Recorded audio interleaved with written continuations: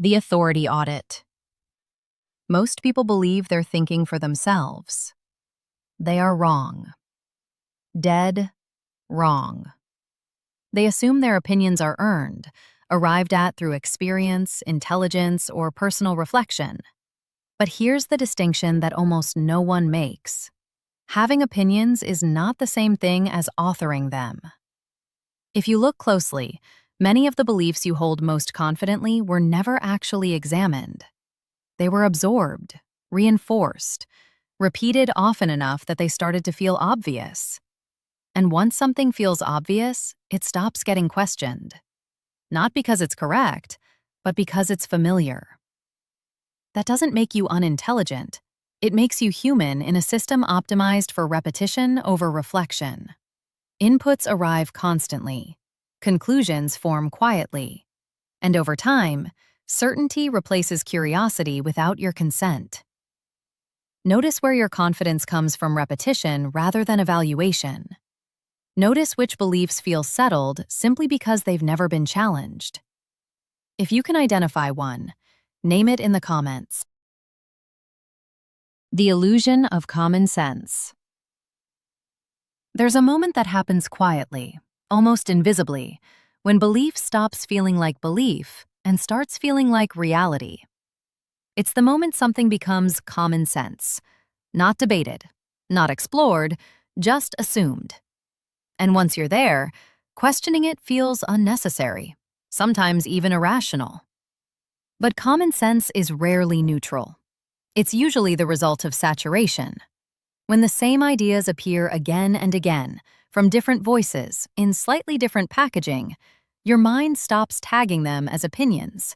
They begin to register as facts. Not because they were proven, but because they were familiar. This is how insulation works. Not through force or persuasion, but through consistency. When your environment reflects the same assumptions back to you long enough, dissent doesn't feel like an alternative perspective. It feels like a disruption, something off, something wrong.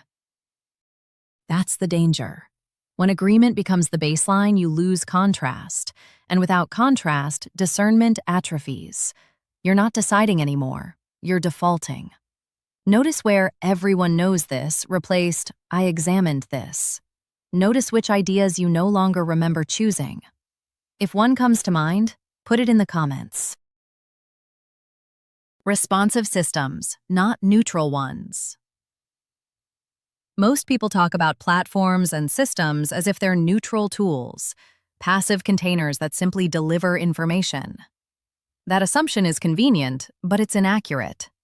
These systems are responsive, they adjust, they learn, and they optimize continuously based on what they observe from you. Every interaction you make, what you pause on, what you scroll past, what you reward with attention becomes data. Over time, patterns emerge.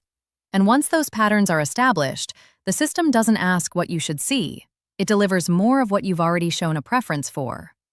Not because it's true, not because it's useful, but because it keeps you engaged. This is where authority quietly shifts. When exposure becomes automated, discernment often becomes optional. You're not consciously selecting inputs anymore. They're being selected on your behalf.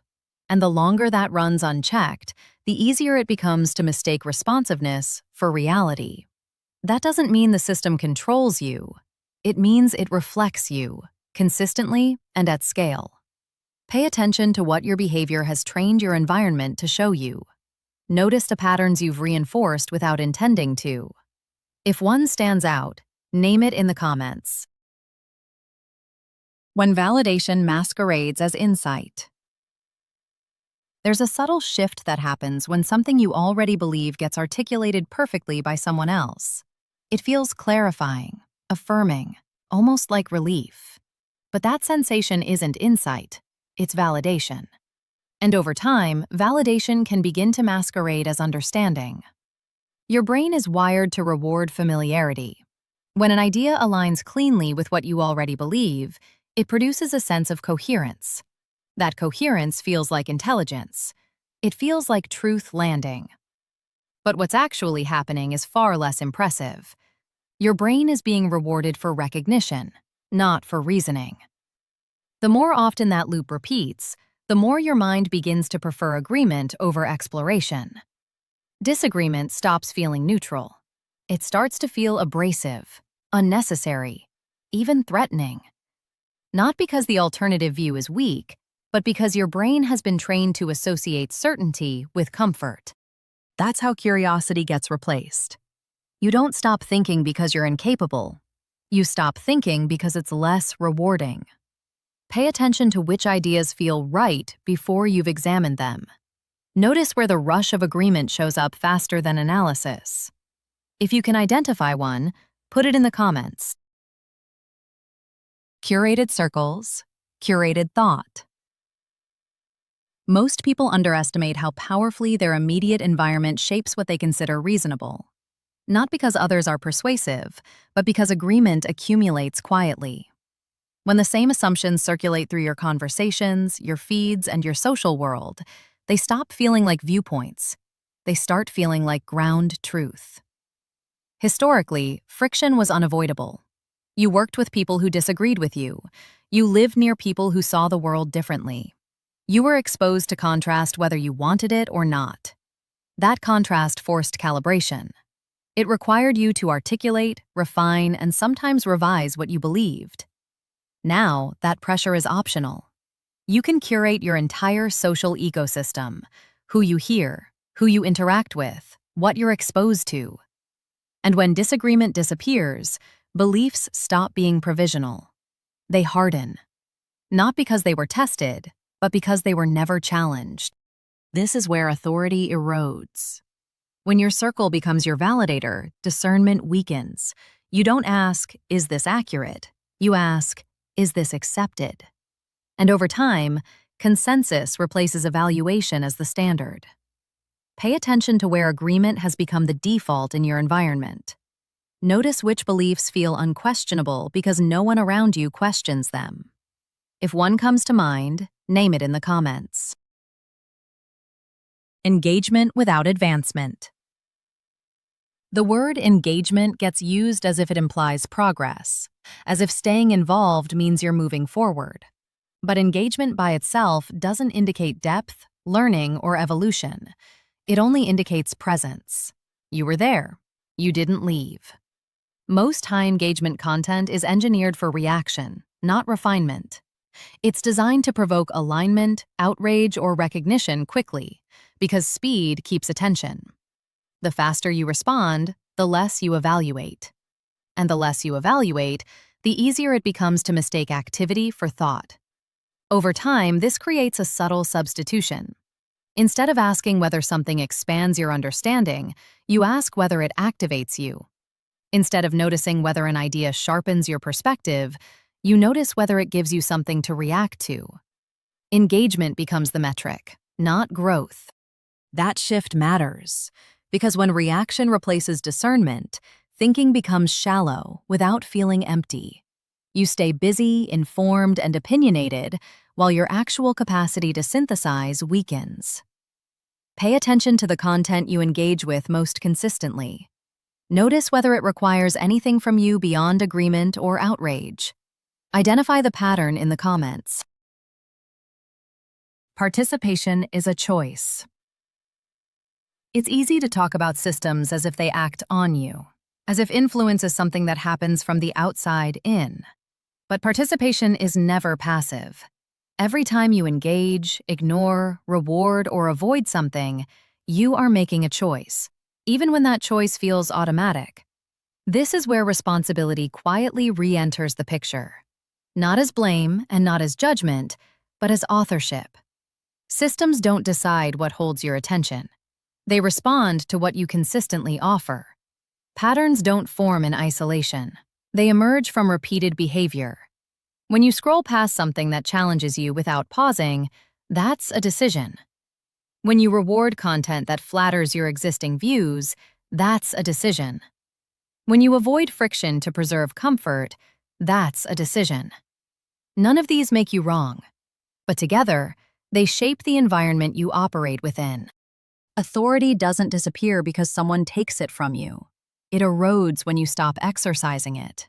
And once you see that, the dynamic changes. Influence becomes visible.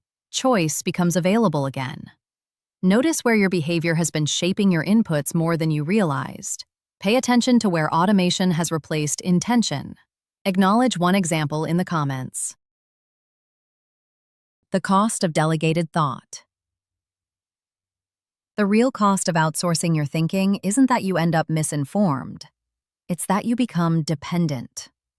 When beliefs are rarely examined, the skill of examination weakens. Over time, that shows up as rigidity. Ideas feel fragile because they haven't been stress tested. Disagreement feels personal because beliefs have fused with identity. This is where autonomy quietly erodes. When you haven't practiced evaluating opposing information, your confidence becomes conditional. It holds only as long as no one pushes on it. And when it is challenged, the response isn't curiosity or adaptation, it's defensiveness. Not because you're incapable of reasoning, but because the muscle hasn't been used. Creative range narrows the same way. Insight comes from contrast, not consensus. When everything you consume aligns, there's nothing to integrate, nothing to reconcile, nothing to refine. Thinking becomes repetitive instead of generative. The result is subtle but significant. You appear certain, but you're less flexible. You appear informed, but you're less resilient. And deep down, there's a quiet awareness that your position hasn't been fully earned. Pay attention to where certainty feels brittle instead of grounded. Notice which beliefs wouldn't survive real scrutiny. State one cost you've noticed in the comments. Authority is practiced, not claimed. Intellectual authority doesn't come from being right all the time. It comes from being willing to revise in real time, from staying responsive instead of rigid, from treating beliefs as working models rather than permanent identities. That posture is not indecision, it's command. The strongest thinkers are not the most consistent, they are the most adaptive. They update when new information appears. They integrate contradictions instead of defending against them. And they don't confuse certainty with strength. Strength shows up as range, as the ability to hold complexity without collapsing into slogans or absolutes. This is where growth actually happens, not in adopting the opposite position, and not in rejecting everything you once believed, but in refining what still holds and releasing what no longer does. That requires discipline. It requires restraint. And it requires a willingness to be temporarily uncertain without outsourcing clarity to a crowd. When you practice this consistently, trust in yourself increases, not because you have all the answers, but because you know you can arrive at them. Authority becomes internal, portable, independent of validation. Pay attention to where you've been defending a position instead of updating it. Notice which beliefs are ready for refinement rather than protection. Document one revision you're considering in the comments. Reclaiming intellectual command. Reclaiming authority over your thinking doesn't require withdrawal, rebellion, or becoming oppositional. It requires interruption. A deliberate pause in the automatic loops that have been running quietly in the background. Most people assume autonomy is something you either have or don't. In reality, it's something you practice, or neglect, moment by moment. When you slow your responses, something changes. You begin to notice how quickly agreement shows up, how often conclusions arrive before evaluation, how familiar narratives slip past without inspection. That awareness is not passive. It's active command returning. You're no longer reacting inside the system, you're observing how you move within it. This isn't about rejecting influence entirely. That's unrealistic. It's about restoring choice, choosing when to engage, when to question, and when to withhold judgment until something has actually been examined. That shift alone alters the quality of your thinking. Beliefs become flexible without becoming weak. Confidence becomes grounded instead of borrowed. Over time, this practice compounds. You become less predictable, more discerning, more capable of holding complexity without outsourcing clarity. And that's the point. Not to be contrarian, but to be sovereign. Not louder, but more precise. Notice where you can interrupt automation with intention. Pay attention to where choice is available again. Mark one place you'll practice this in the comments. This isn't about resisting influence or rejecting the world you live in. It's about reclaiming authorship. When you recognize how your thinking has been shaped, by repetition, by reinforcement, by comfort, you gain something far more valuable than certainty.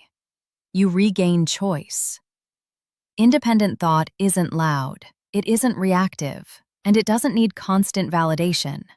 It's practiced quietly through discernment, restraint, and a willingness to revise when something no longer holds. That practice is what restores authority, not over others, but over yourself. If this episode clarified something for you, stay with the series. Subscribe so you don't miss what follows. If it sharpened your awareness, like the video. And if you identified a belief, pattern, or behavior you're ready to examine more closely, document it in the comments. That's where authorship begins.